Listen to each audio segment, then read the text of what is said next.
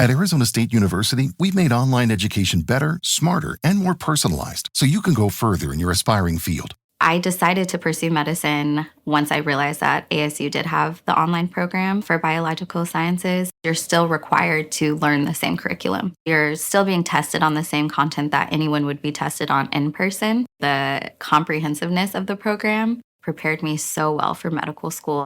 Explore over 300 programs at asuonline.asu.edu. Desafío al Imperio Romano. Las guerras dácicas de Trajano.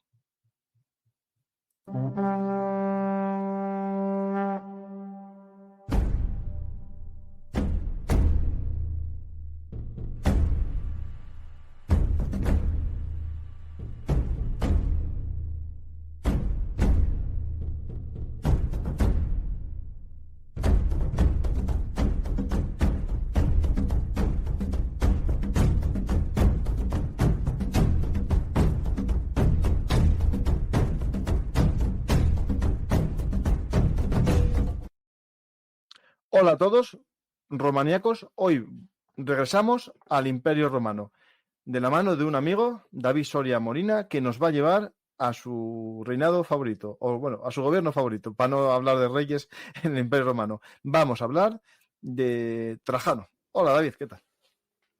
Muy buenas, Francisco. Como siempre, es un verdadero placer estar aquí con todos vosotros para compartir estos interesantes debates en torno a la época del emperador Trajano y de su... Bueno, ya también hemos tenido algunas incursiones también en la época de Adriano. Pero bueno, hoy vamos a cubrir de gloria a Trajano. Vamos a hablar de Trajano. Un poquito de spoiler.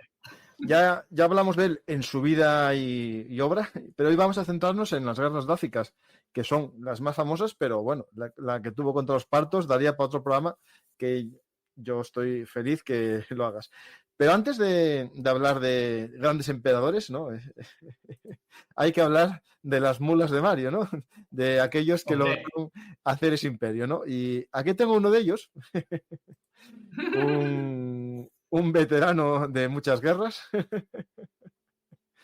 aquí con la panoplia propia del momento, ¿no? Este Luke, que sería el efectivamente los veteranos de Trajano cuando llegan a Dacia, ¿no? Pues aquí tenemos la panoplia, que hablaremos después de ella, y la importancia de algunos detalles, sobre todo en el casco, ¿no? Y que hubo ese cambio hacia la lucha contra los dacios. Pues empezamos el programa. Un saludo a todos los amigos del grupo de recreación, al que perteneces tú, David. Si quieres decir un poco qué grupo es y contarlo. Por supuesto. Pues yo fui el artista invitado. Pues se trata precisamente de la Legio Séptima Claudia.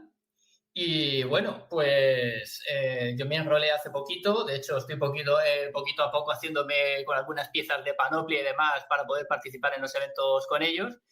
Y bueno, es un grupo de recreación pequeñito, pero con muchísimo énfasis en el rigor histórico, naturalmente.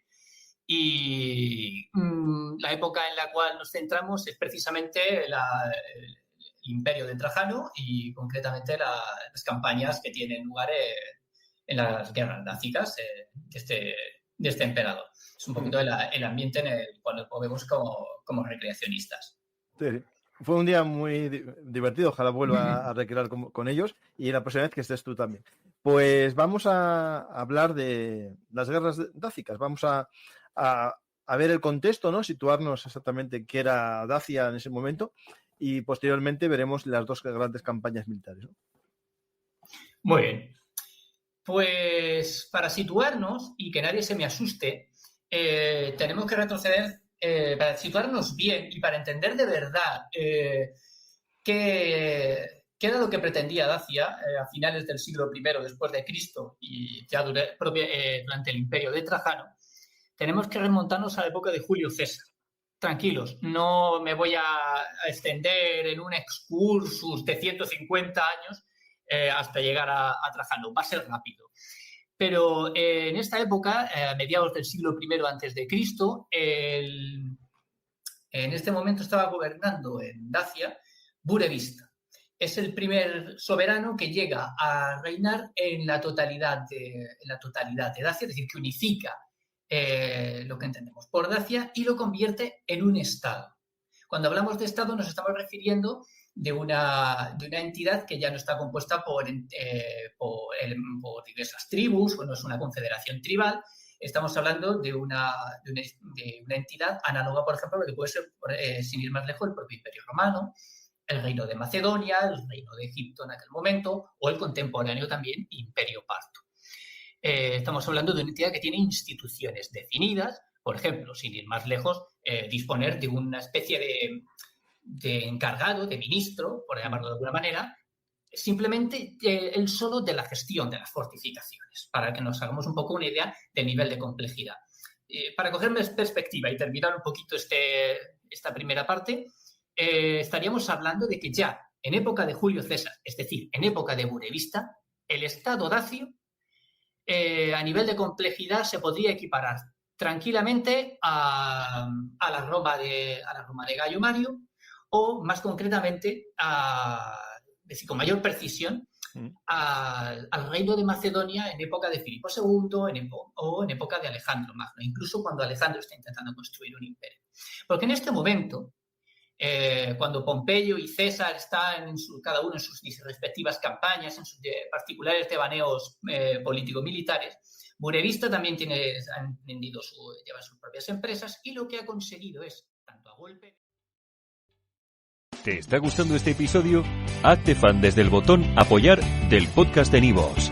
Elige tu aportación y podrás escuchar este y el resto de sus episodios extra. Además, ayudarás a su productor a seguir creando contenido con la misma pasión y dedicación.